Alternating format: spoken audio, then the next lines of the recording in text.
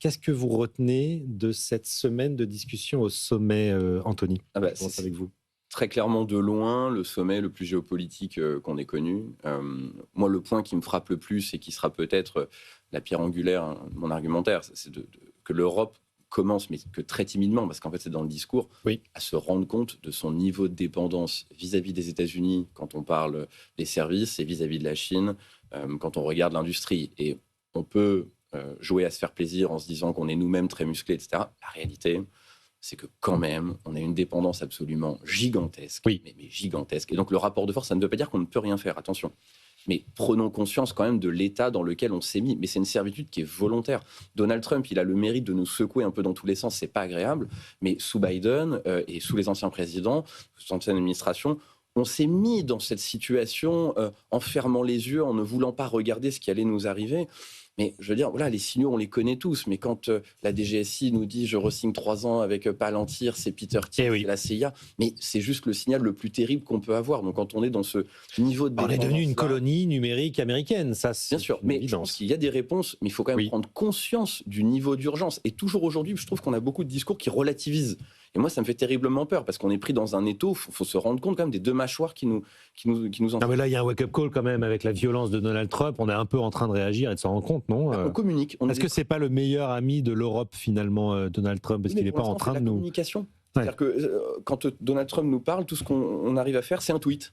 On se dit, oui, alors là, il faut bouger. La réalité, c'est est-ce qu'on est en capacité, concrètement, de faire bouger les lignes? Pour l'instant, notre capacité d'action réelle, elle est très faible. Bon, on a eu quand même des menaces de Donald Trump de nouveaux droits de douane sur les 8 pays européens qui ont envoyé des soldats au Groenland, notamment.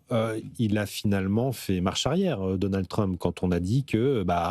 on avait 93 milliards de dollars de rétorsion possibles, nous aussi, sur les produits américains, et qu'on avait l'outil anti-coercition à disposition.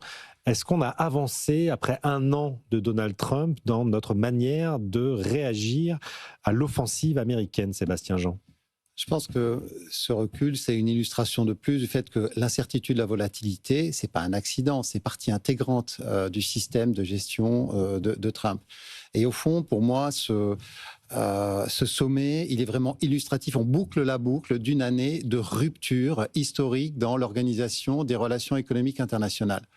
Une année de rupture parce que ça vient accentuer et accélérer un changement d'organisation de système qui s'était déjà manifesté de différentes façons depuis la crise financière. C'est-à-dire l'érosion dramatique des règles, des institutions comme normes, comme fixant des normes de comportement dans l'arène internationale. Si l'Europe est prise au dépourvu comme elle est aujourd'hui, c'est parce que simplement on a vécu jusque-là dans un système différent où les règles sur le commerce, même sur la finance ou la coordination macroéconomique avaient beaucoup plus d'importance que... Est-ce qu'on n'a pas manqué de lucidité, Sébastien Jean? On est passé d'Emmanuel Kant à Thomas Hobbes, mais est-ce que dans les relations internationales, c'est pas Hobbes qui a toujours prédominé finalement? Bien sûr, mais... est-ce qu'on n'a pas été naïf?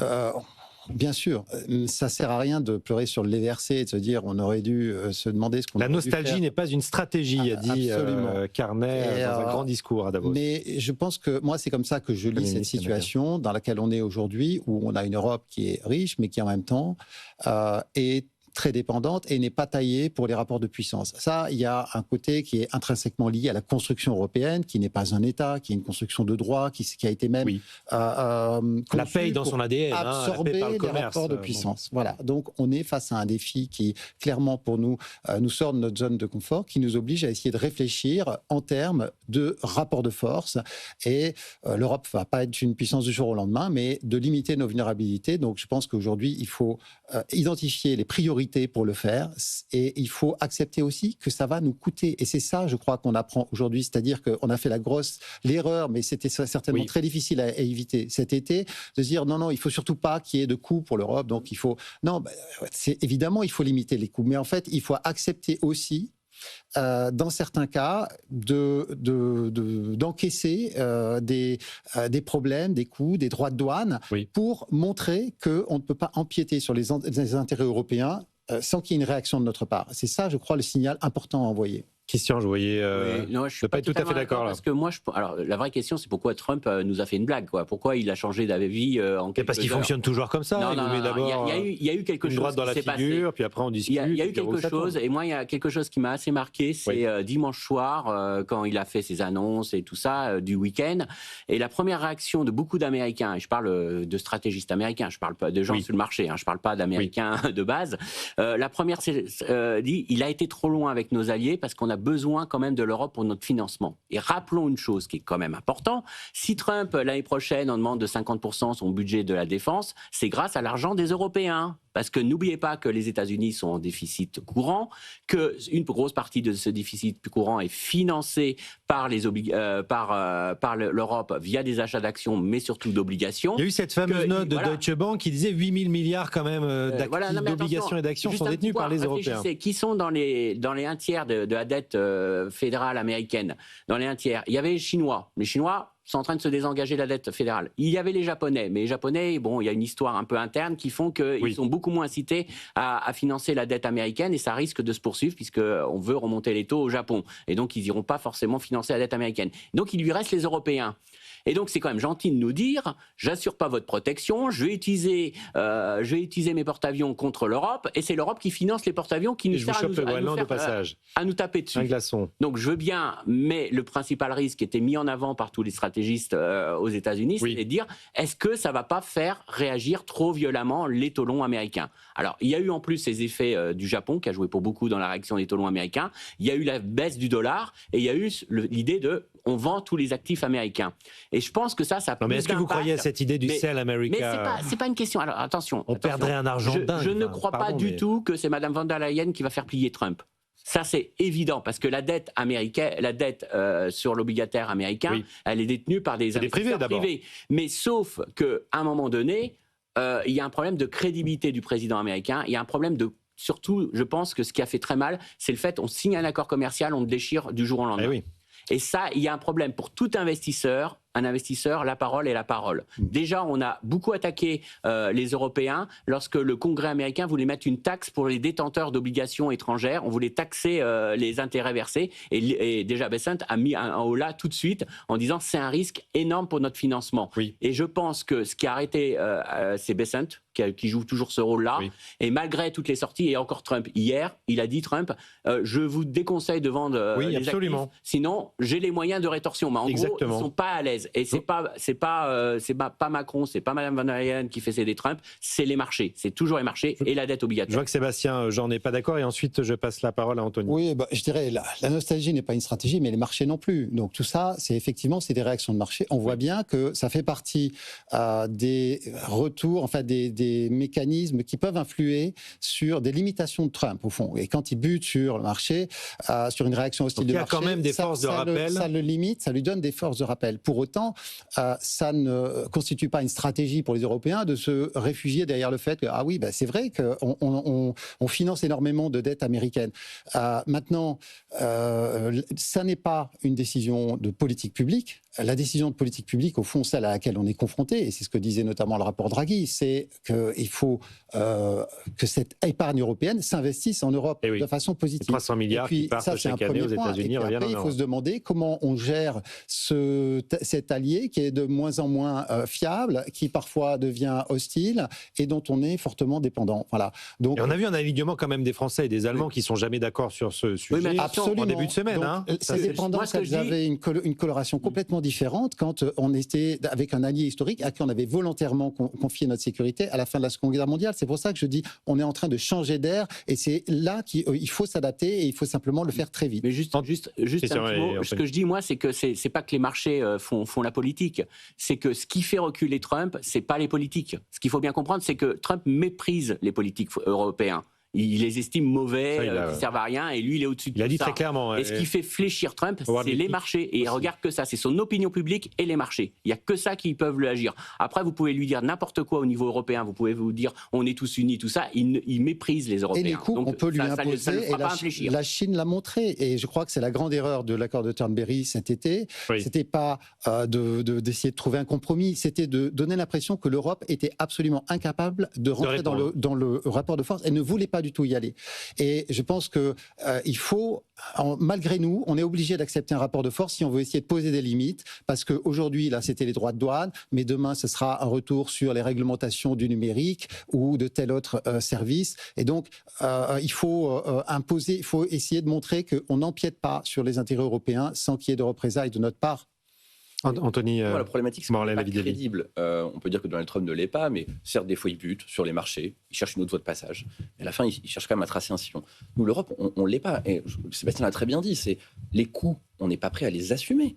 Est-ce que, un peu, parmi tous les politiques qui nous disent il faut faire l'affrontement avec les États-Unis, en tout cas, il faut leur répondre, est-ce qu'il y en a un seul parmi tous ceux-là? L'Allemagne est en train de bouger, doucement. Oui, mais est-ce qu'on va voir la population en leur disant ça va coûter? Ce n'est pas gratuit, ça veut dire qu'on aura du chômage, on aura des baisses d'activité, ça peut faire très mal dans la durée, ça on n'est pas du tout prêt. Et on voit bien que États-Unis, alors c'est plus ou moins vrai, mais il a une capacité à demander peut-être plus à sa population, parce qu'on voit bien que les droits de douane sont absorbés quand même par les entreprises américaines et les ménages, puis les Chinois de l'autre côté, alors là pour le coup la question ne se pose pas, ils ont une capacité d'encaisse qui est juste hors norme par rapport à ce que nous on peut faire.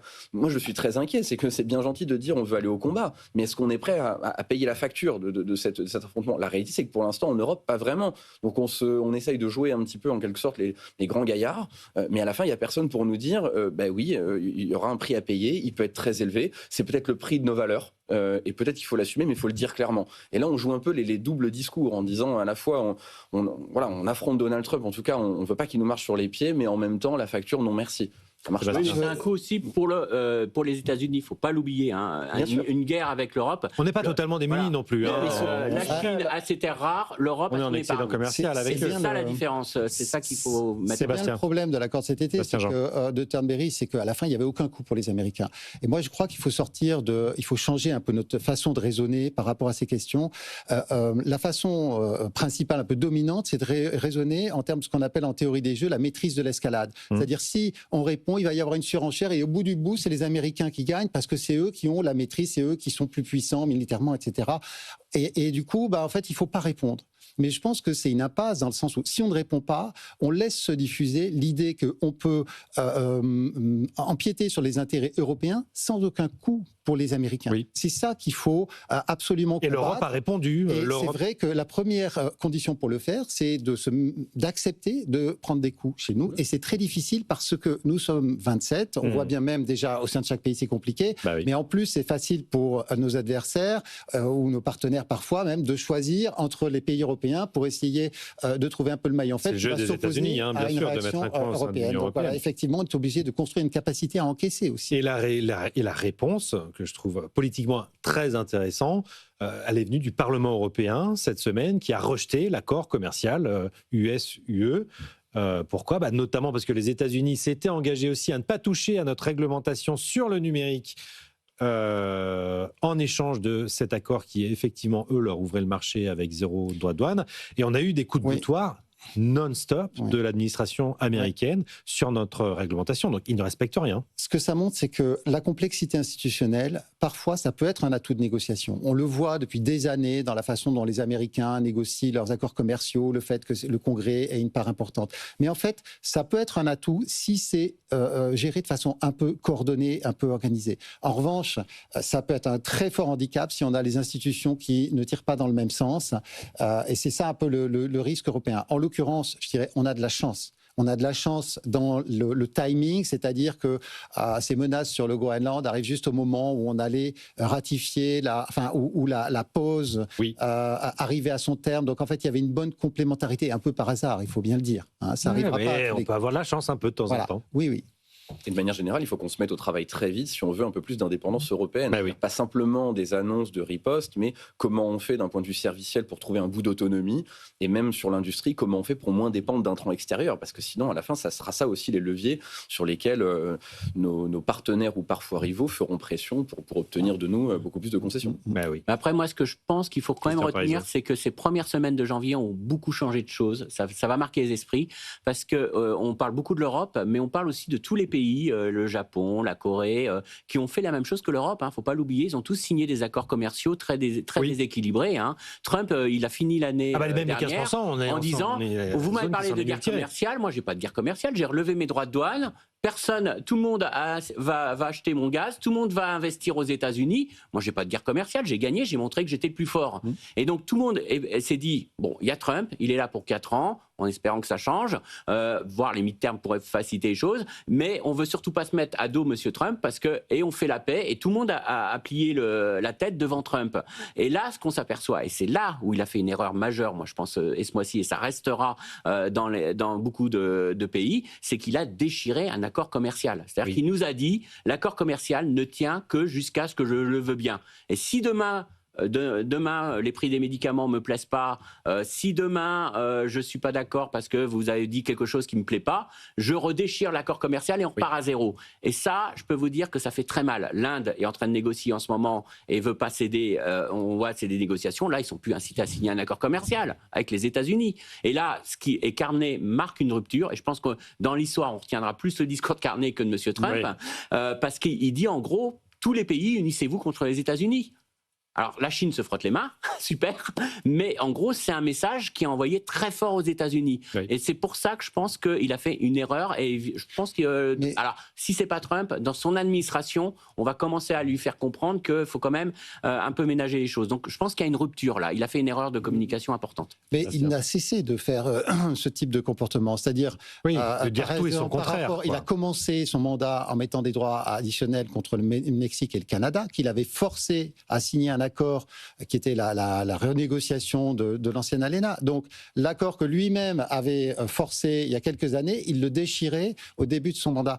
Et c'est pour ça que je dis l'inconstance, l'incertitude, c'est fait partie intégrante de sa stratégie. Oui, mais je suis d'accord sur le fait que c'est très problématique, simplement parce que, ne serait-ce que même dans la confrontation à la Chine, la rivalité stratégique avec la Chine, un des atouts majeurs des États-Unis, ce sont leurs alliés. Et là, de fait, Trump s'aliène ses propres alliés d'une façon qui me paraît être une erreur stratégique. Donc, il a gagné tactiquement l'an dernier, c'est clair. Il a réussi à imposer de façon unilatérale sa protection, sans réaction de marché durable. Il y en a eu une, mais elle n'a pas duré. Sans représailles autres que celle de la Chine. Le problème, c'est quelle est la stratégie derrière. Et là, c'est beaucoup moins clair. Je suis d'accord sur le fait que le discours de Carney et de Mark Carney était important et assez symbolique. Moi, je le lis surtout comme étant justement le fait de dire, voilà, on acte la fin d'une fiction utile, comme il l'a décrite, c'est-à-dire en fait d'un ordre international fondé sur des règles sous le leadership des États-Unis. Et ça n'est pas possible quand on a un leader qui se comporte comme ça. J'ajoute que le deuxième leader, c'est la Chine, et les excédents massifs que la Chine impose au reste du monde fait que ça ne peut pas être non plus aujourd'hui un ordre international structuré par la Chine.